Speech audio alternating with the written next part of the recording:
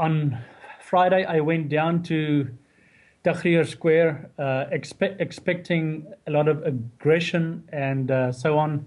And when I arrived there, there was easily 1 million people on the square, and I arrived early. If not 1 million, at least hundreds and hundreds of thousands. There was not an inch to spare. You were like just squeezing past people all the time, and actually made photography very difficult. There was a real sense of hope. I had many people recognize me as a foreigner and saying, thank you for being there. Thank you for taking pictures. Thank you for being the press. And it was actually very cool. All this time, the army tended to keep their distance. There were not many of them. There were a few tanks around, but basically 2 or 3 soldiers standing there, and that's about it. The whole atmosphere was very jubilant, celebrating with fire torches and guns, firing them into the air. And it's a totally different spirit at the moment in Egypt and in Cairo.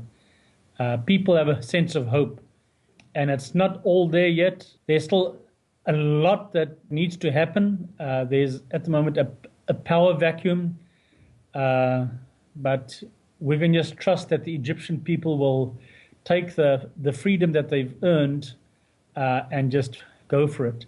I think this is also very historic because it's the first time in history the toppling of a government happened in a relatively peaceful situation. It was really amazing to be among the protesters and to see Muslims and Christians holding hands together, to see Muslims praying, and they call the call to prayer, and they're praying, and for Christians to form a human barrier around them so they won't be attacked. And likewise, when the Christians pray, that they would that the Muslims would form a barrier around them. And then on Sunday, the Coptic Church had mass in Tahrir, and there are pictures out there of Muslim imams holding hands with Coptic priests, one holding a cross and the other one the Quran. And then the chanting something to the effect of, there's no Islam, there's no Christians, we are just Egyptians. And that has never, ever been in the history of this country. Never, ever in the history of this country has there been such a sense of solidarity with what's happening.